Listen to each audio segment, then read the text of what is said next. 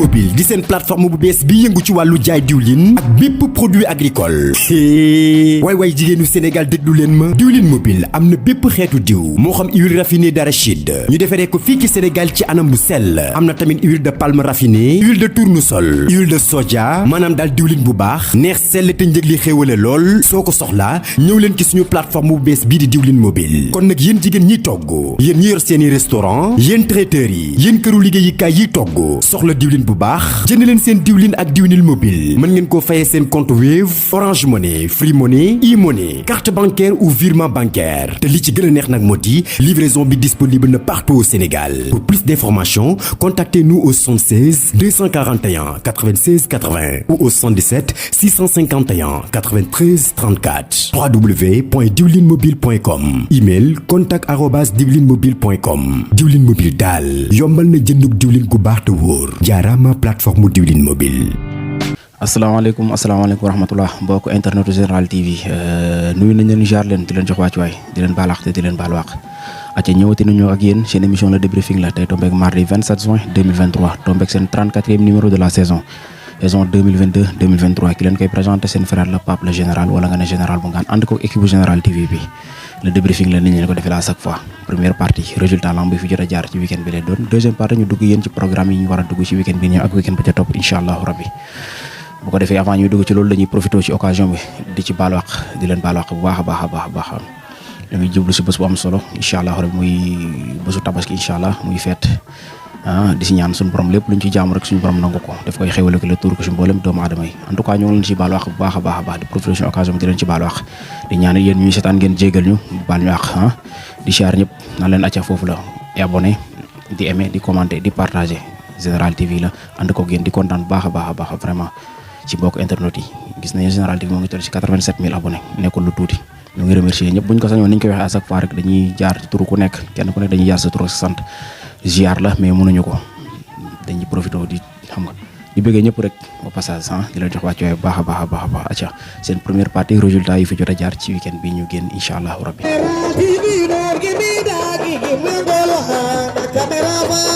seen première partie seen émission de briefing la muy résultat yi fi jot a jaar waaye week-end bi nag ñu génn lamb yu bëriwul il paraît que ñaari lamb ñoo tegoon samedi ak kawoon ak le dimanche Palmarin Ngalu am na lamb bu war a jeex tey sax Pito frère foofu si Niodior mais dañuy dugg yéen ci ñaari résultats yi fi jot a jaar mu tombeek samedi 24 juin 2023 foofu ci kawoon Linco production moom fa oote woon tegoon mise bu am solo 1 million de francs CFA benn drapeau la woon mu doon lamb ju neex lamb ju amoon animation am ambiance am bëre ñu gisoon fi ku ci mel ni ay fils de Balinseki mu ngi ci woon ci drapeau bi xam ne mooy bandi 40 mu ngi woon bandi 40 ans mu ngi woon ci lamb ji Batista numéro 2 mu ngi woon fa ñoom sël bu ndaw ñoom foofu ñoom tërbo bu Lamine Petit Chélé extra ak yeneen champion Cheikh Tidiane numéro 2 bu Farabougou ñoom fa nekkoon ak yeneen champion au finish ki nga xam ne mooy sël bu ndaw moo jël lamb ji ci kaw Cheikh Tidiane numéro 2 bu Farabougou sël bu ndaw ni ma leen ko waxee rek na ko gars yi bàyyi xel bu baax a baax xale la ndaanaan la te nangu na compétition nangu na compétir de trop chaque week-end waaw day compétir moom sël bu ndaw ndaanaan la champion la moo jël lamb jooju ci kaw Cheikh Tidiane bu Farabougou sël bu ndaw loolu mu ngi amoon kawoon fi nga xam ne mooy kawoon le samedi 24 juin 2023 sël bu ndaw daan demi-finale ki nga xam ne mooy turbo bu Tiwaawoon Cheikh Tidiane numéro 2 amoon demi-finale ki ñuy wax Roxom Farabougou la amoon demi-finale mu doonoon demi-finale bu am na 100% Farabougou la woon Cheikh Tidiane 2 taxaw final sël bu ndaw daan ko final jël lamb ji ci kawam kawoon samedi 24 juin 2023 bu ñu jógee kawoon dañuy ñëw Palmarin Ngalu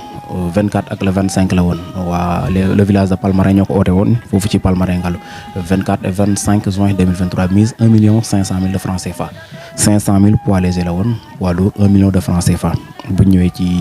poids léger yi Pierre Marie bu Mbour defaat jaloore Pierre Marie bu Mbour moo jël poids léger ci kaw Jammeh Faye bu Ndak Pierre Marie gis ngeen ko moo jël poids léger ci wàllu yi passé moo jëlaat poids léger Palmarin yi nee naa leen ngeen bàyyi ko xel nee naa leen miinuma ko bëreem bi miinuma ko lool mais résultat am ak si na fi lu bëree bëri surtout ni ma leen ko waxoon ci côté ñoom Mbaatu bëri na fa ay final ak i drapeau moom Pierre Marie bu Mbour Jammeh Faye Ndak aussi bàyyi leen ko xel bu baax xale la te champion la moom it Jammeh Faye ren daaw la def poussière daaw seetaan naa ko muy def poussière ren mu yëg raw gadu ba poids léger moo ngi ci marqué empreinte am bu baax a baax di la encourager frère di la jaajëfal naan la acca bonne continuation di féliciter Pierre Marie bu Mbour moo jël poids léger ci kaw Jàmme Fay bu Ndak bu ñu ñëwee ci poids lourd yi ki nga xam ne mooy Yankou Sarr Yankuba Ñoojoor borom Ñoojoor moo jël poids lourd yi ci kaw Modou Jamteeri bu Ponto Yankuba Sarr gis ngeen ko ni ko gars yi waxee xëcc bu dagul day dikk mu doon daanaan di champion tolloon na fi ay jamonoom waaw Yankou macha allah lu munti demee dama leen encourager parce que ay ndaanaan lañ yàgg nañ ci làmb bi tamit te musuñ cee def lu ñaaw luñ leen di xeebee ay champion lañ ay jàmbaar lañ buñ demee ba instant bi di ko ñàkkanteeg booy di daan booy di leen daan booy dañ xoolaat seen bopp xam ne grand yi ba tey ñoo ngi fi. Yankou Ñoojoor moo jël lamb jooju palmarin ngalu poids lourd yi moo ko jël ci Yankou moo ko jël ci kam ne mooy Modou Jamteeri Ponto mention spéciale moom it c'est un compétiteur un vrai champion un vrai guerrier ñoo ngi lay encourager frère baax a baax ak sama gars yi loolu mu leen indiloon comme résultat lamb bëriwul ni ñu leen ko waxee ñaari lamb la woon kawoon samedi 24 juin 2023 Seul bu Ndaw vainqueur sur Cheikh Tidiane numéro 2 bu Farabougou Joal wala palmarin ngalu poids léger Pierre Marie Mbour moo ko jël ci Jàmme Fay bu Ndak poids lourd Yankuba Sarr Yankou Ñoojoor moo ko jël ci Modou Jamteeri bu ko defee dañuy dugg ak yéen ci programme yu am ci week-end bi di ñëw incha allah.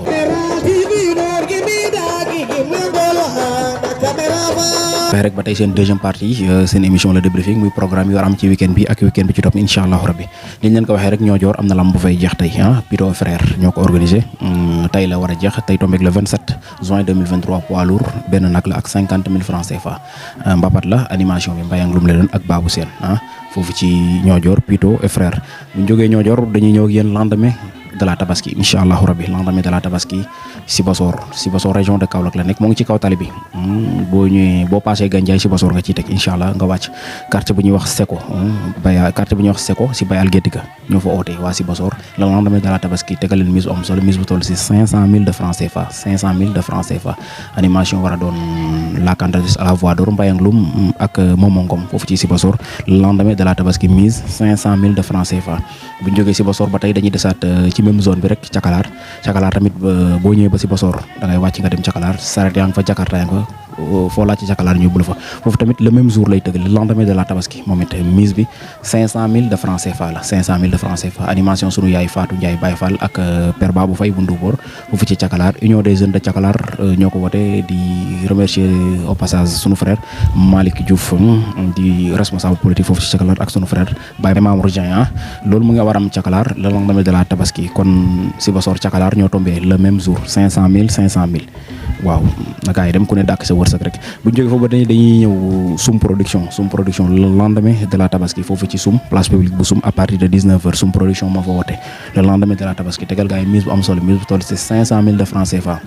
ak benn fas 500 000 de francs CFA ak benn fas animation Abdou Ngodou lay doon ak ki nga xam ne mooy Mbayang Loum foofu ci Soum waa Soum production ñoo woote lendemain tabaski mise 500 000 ak benn fas bu ñu jógee Soum dañuy ñëw jeunesse libérale de Nguéniane ñoo woote foofu mu war a doon kañ sur lendemain de la tabaski mise bi toll si 700 000 francs CFA poids léger ñu tegaleen ci 200 000 poids lourd ñu tegaleen ci 500 000 francs CFA jeunesse libérale bu Nguéniane ñoo woote sur lendemain de la tabaski à Nguéniane lourd 500 000 poids léger 200 000 muy 700 000 au total animation sunu yaay Faye Mbodj lay doon ak Diap Diagne Joal jeunesse libérale bu Nguéniane ba tey dañuy dem ak yéen Diouroup Famaak les Baye Fall de Diouroup Famaak ñoo woote le lendemain de la tabaski ak le surlendemain de la tabaski foofu ci Diouroup Famaak mise bu ñu tegaleen 1 100 000 francs retenez bien 1 100 000 Mbayang Loum moo fay nekk ak Papa Ndiaye Karak foofu ci Diouroup Famaak lourd bi ñu tegaleen ci 700 000 francs CFA poids léger ñu tegaleen ci 400 000 francs CFA Diouroup Famaak les Baye Fall de Diouroup Famaak mise 1 100 000 poids lourd 700 000 poids léger 400 000 francs CFA animation Mbayang Loum Papa Ndiaye Karak bu ñu jógee foofu ba tey dañuy ñëw ak yéen Patar Sine cinquième jour de la tabaski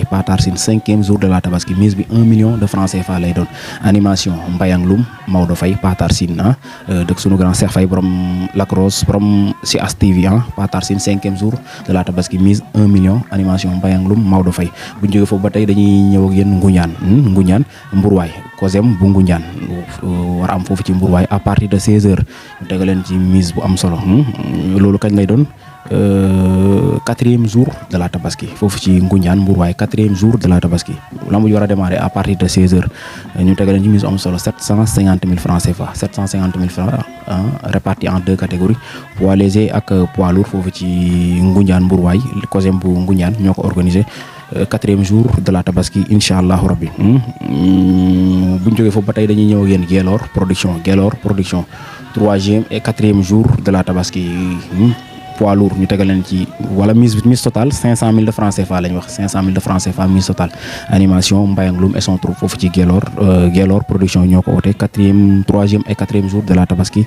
aca gaay ba tey ci programme rek jour de la tabaski mbapat jour de la tabaski si bésu tabaski incha allah mbapat la foofu ci Gagnick alliance production moo ko wootee tegal gaay mise bu am solo ñaari saaku ceeb la leen tegal ak 5000 francs CFA ñaari saaku ceeb ak 5000 francs CFA mbapat la pour la petite catégorie foofu ci Gagnick alliance production moo ko wootee le jour de la tabaski ñaari saaku ceeb ak 5000 francs bu ñu jógee foofu ba tey dañuy ñëw ak yéen ci beneen mbapat bi nag mbapat bu spécial la 2e jour de la tabaski maanaam sur lendemain tabaski foofu ci njebel koñ bu ñu wax Saara mise bi 7 sacs de riz la juróom-ñaari saaku ceeb animation Selbe Diouf Djilor ak Youssou Faye foofu ci njebel koñ bu ñu wax Saara 7 sacs de riz ak 7 sacs de riz animation Selbe Diouf Djilor Youssou Faye njebel le 2e jour de la tabaski maanaam sur lendemain tabaski ca bu ñu jógee foofu ba tey dañuy ñëw ak yéen fi nga xam ne mooy arène Ngor Sit Ndour su ma juumul Njaay Fatick la ne le lendemain de la tabaski arène Ngor Sit Ndour lendemain de la tabaski mise 2 millions de francs CFA ñaari millions lañ leen tegal foofu ci arène Ngor Sit Ndour Fatick lendemain tabaski 2 millions de francs CFA animation Palo lay doon ak sunu yaay Ndey Fatou Adama Jali aca ba tey rek bu ñu jógee fa dañuy ñëw lamb Baksek Ndimak le lendemain ak le surlendemain de la tabaski retenez bien nag bés yi bëri na de lendemain surlendemain bëri na trop ay lamb waaw foofu ci Baksek Ndimak lendemain surlendemain de la tabaski mise bi doon 7 ba plus 80 000 juróom-ñaari nag ak 80 000 francs CFA foofu ci Baksek Ndimak Mbayang Loum moo fay nekk ak Aliou Badara Ndiaye animation bu ñu jógee foofu ba tey dañuy ñëw si les femmes musulmanes de Marlodj ñoo woote le lendemain de la tabaski ñoom tamit teg mise bu am solo 2 millions de francs CFA répartis en 3 catégories raw gaddu 300 000 francs CFA poids léger 500 000 poids lourd 1 million 200 000 foofu ci